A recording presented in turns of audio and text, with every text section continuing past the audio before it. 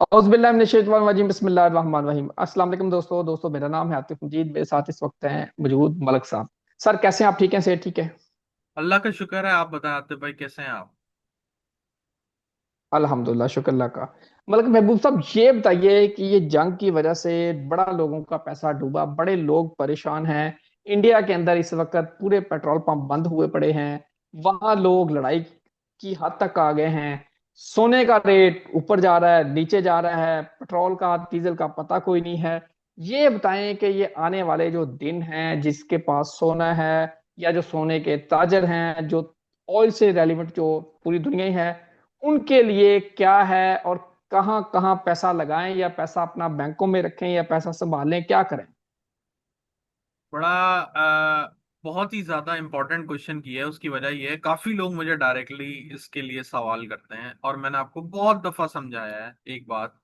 हर जायचे का एक अपना मोटिव होता है। मोटिव से मुराद ये है कि डिपेंड करता है उस जायचे में उसके लिए सोना लेना अच्छा है, चांदी लेना अच्छा है, ऑयल लेना अच्छा है। कुछ लोगों के लिए डायमंड की ट्रेडिंग बहुत अच्छी होती है, कुछ लोगों के लिए आर्टिफिशियल ज्वेलरी, किसी के लिए आप यूं देखें, जो माइनिंग के जो होते हैं, क्या नाम है, प्रोडक्ट, जैसे हीरा हो गया, नीलम हो गया, स्टोन्स हो गए, बहुत सारी चीजें।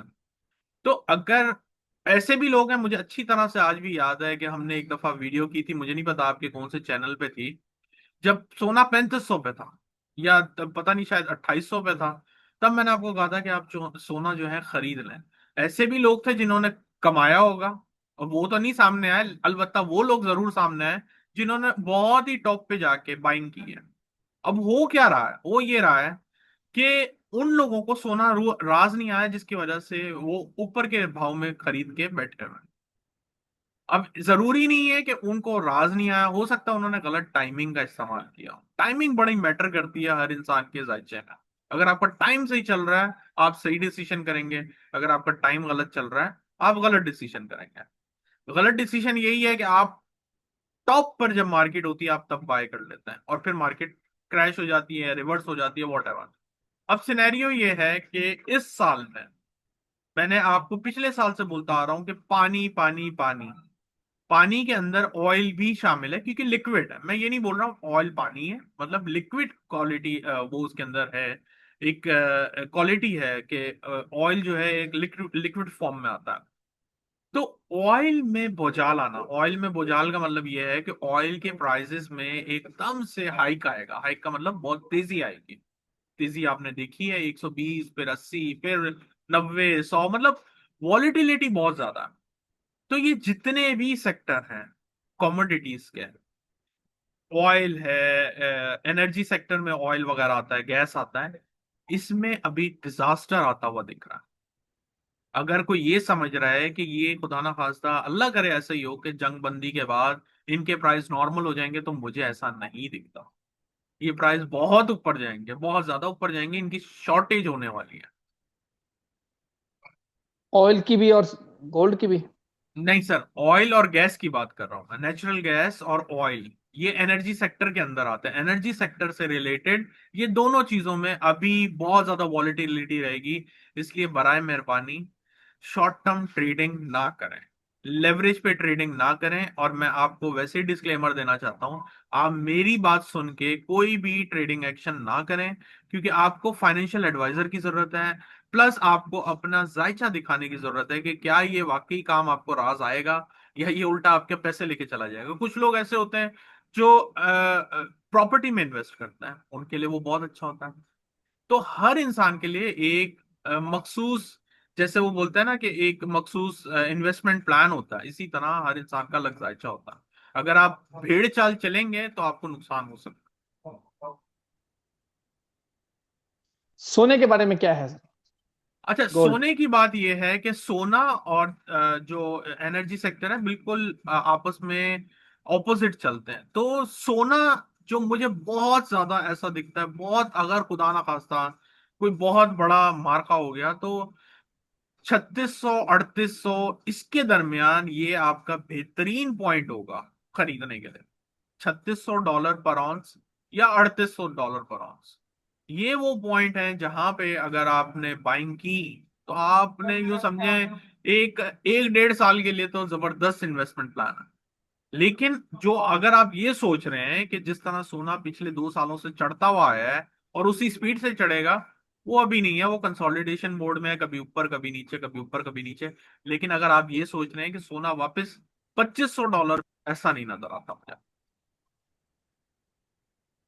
सर अगर मैं बात करूं जो जमीन से, लैंड से रेलिवेंट जो लोग हैं, खास तौर पे जो प्रॉपर्टी से रेलिवेंट है, उनके बारे में इस जंग के क्या असरात होंगे? और जिस तरह दुबई में मामला रिवर्स हुए हैं, पाकिस्तान की प्रॉपर्टी कहाँ देखते हैं, दुबई में कहाँ देखते हैं, या सऊदी में क्या देख रहे हैं? देखें, मिडिल ईस्ट अभी क्राइसिस में, इधर इन्वेस्टमेंट अभी नहीं बनती। अगस्त के बाद समझ में आएगा तो मैं आपको बताऊंगा, लेकिन अगस्त से पहले मिडिल ईस्ट में ना रियल एस्टेट में करें ना स्टॉक मार्केट में करें। बल्कि स्टॉक मार्केट तो दुनिया में कहीं पे भी नहीं करें। मैं आपको कंटिन्यूअसली तकरीबन एक टाइम से वार्निंग देता आ रहा हूं कि ये जब क्रैश करेगी तब आपके पास टाइम नहीं होगा, या ये रिवर्स करेगी तो टाइम नहीं होगा। तो स्टॉक मार्केट में तो बिल्कुल भी ना करें, वो तो खुलेआम जुआ बना हुआ है, जुए की मार्केट है। अनटिल एंड अनलेस आपको बिल्कुल गाइडेंस ना हो कि कहाँ से खरीदना है और होल्ड करना है, तब तक आप बराए मेहरबानी ना एंटर हो।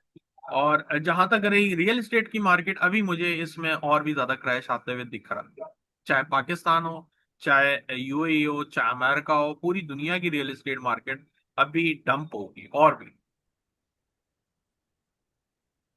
सर यूरोप की मार्केट है, जो यूरोप में हमारे दोस्त बहन भाई देख रहे हैं, या जो इंटरेस्टेड हैं गोल्ड में, सोने में, ऑयल में, या रियल एस्टेट में, उनके लिए क्या एडवाइस है आपकी?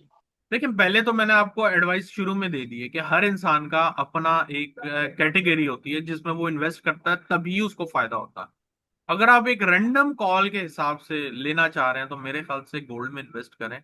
लेकिन अभी नहीं, जब ये 4000 के नीचे आना शुरू, तब आप करें, आपको बहुत अच्छा रिवॉर्ड देके जाएगा।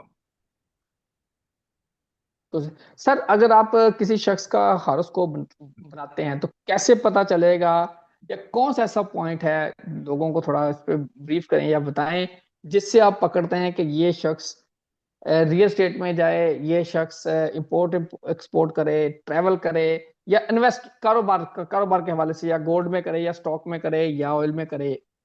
अच्छा, ये आपने अच्छा सवाल किया। इसके बहुत सारे कॉम्बिनेशन होते हैं, एक चीज नहीं होती कि मैं आपको ये बता दूं कि आप पॉइंट ए पे जाके देख लें, आपके पास पता चल जाएगा। इसमें बहुत सारे प्लानिटरी कॉम्बिनेशन होते हैं, बहुत सारे हाउसेस कनेक्टेड होते हैं, तो इसको समझाना जरा मुश्किल होगा। अलबत्ता इतना जरूर मैं कहूंगा, राहु मर्क्यूरी अगर किसी का एक ट्राइन में हो या एक साथ में हो, उनके लिए स्टॉक मार्केट बेहतरीन होती है, राहु और मर्क्यूरी। क्योंकि ये ओवर एक्स्ट्रा ऑर्डिनरी इंटेलिजेंस देती है, जो कि आने वाले टाइम को प्रिडिक्ट कर सकते हैं कि मार्केट में फ्लक्चुएशन इधर अप जाएगी या नीचे जाएगी। तो ये उनके लिए बेहतरीन होती है। इसके अलावा बहुत सारे कॉम्बिनेशन होते हैं। सेकंड हाउस देखते हैं, फिफ्थ हाउस देखते हैं, 11th हाउस देखते हैं कि इनमें कौन से प्लैनेट हैं, या सैटर्न मार्स अगर आपस में बैठे हुए हैं, तो एक तरह जमीन के हम लोग बोलते हैं कि ये जमीन की तरफ जाए, प्रॉपर्टी में जाए, तो उनके लिए अच्छा रहेगा। तो यही बात है कि बहुत सारे कॉम्बिनेशन है, अगर मैं समझाने भी जाऊंगा तो समझ में नहीं आएगा। लेकिन ये कुछ कुल मिला के बड़े इंपॉर्टेंट कॉम्बिनेशन है जो आपको रिजल्ट दे सकते हैं। सैटर्न है, अगर सैटर्न किसी का बहुत ज्यादा स्ट्रांग हो तो वो चांदी में काम करे, सिल्वर में वो भी अच्छा कमा जाएगा अगर सैटर्न स्ट्रांग हो। सर इंडिया में जो दोस्त हैं, जो देख रहे हैं हमें, जिस तरह अभी वहाँ क्राइसिस पैदा, सबसे पहले इंडिया में क्राइसिस शुरू हो गया है ऑयल का, इंडिया में आने वाले वक्त में और कौन कौन से क्राइसिस देख रहे हैं, और उनके लोगों के लिए क्या एडवाइस है आपको? देखिए, इंडिया और ये पाकिस्तान, नेपाल, श्रीलंका, ये जो भी एरिया के लोग हैं, इनको कोई ना कोई प्रॉब्लम होगी अनफॉर्चुनेटली। किसी के यहाँ पे फूड की किल्लत होगी, कहीं पानी की किल्लत होगी, कहीं पे ऑयल की किल्लत होगी। क्योंकि एक ही प्लेनेट है इन सब का, वो है मून। मून वाटर साइन वो शो करता है, मून आपका फूड शो करता है, मून इमोशन शो करता है, मून आपकी ट्रैवलिंग शो करता है, मून आपकी डिसअपॉइंटमेंट शो करता है, मून आपके इसके अलावा धोखा शो करता है। तो ये जो मून है ना, मून इस वक्त बहुत ज्यादा कॉन्फ्लिक्ट का शिकार है। वजह मैं आपको बताता हूँ, वजह ये है कि जो रिसेंटली लूनर इक्लिप्स गुजरा, चांद ग्रहण गुजरा है, उसकी वजह से ये सारे इफेक्ट आ रहे हैं आपके सामने। पैगाम क्या है? पैगाम यही है, देखें, इस वक्त दुनिया में जो अनसर्टेनिटी है, बड़ा सोच समझ के स्टेप लें। जब तक चारों ओर ना देखें तब तक कोई मेजर हड़ा उड़ी में स्टेप ना लें। धोखे के बहुत इम्कानात हैं। बहुत फ्रॉड होंगे। और कोशिश करें बड़ा सोच समझ के किसी ऐसे बंदे से मतलब आप एडवाइस लें जिसके ऊपर आपका बहुत सालों से एतबार हो, क्योंकि ये सब धोखा बहुत ज्यादा होगा इंसान इंसान मतलब इंसानियत के साथ। बिल्कुल जी, मोहतात रहें, अभी ये धोखे का भी टाइम है सर, सबके लिए धोखे का टाइम चल रहा है। जी बिल्कुल, ऑफ कोर्स। सबके लिए धोखे का टाइम है, फाइनेंशियल लॉसेस का टाइम है, आपके सामने है। ये धोखा ही है ना, एकदम से मार्केट 10-10% नीचे फिर 10-10% ऊपर, ये धोखा ही तो है। मोहतात रहें, जी। अल्लाह से डरें, अल्लाह ताला से दुआ करें, मेरे लिए दुआ करें, मलक साहब के लिए दुआ कीजिए, जितने दोस्त देख रहे हैं सुन रहे हैं उन सब के लिए दुआ कीजिए। अल्लाह ताला सब के लिए आसानियां पैदा करे। आतिफ मुझे मलक साहब को दिए जात। अक्सान जिंदाबाद। पाइंदाबाद।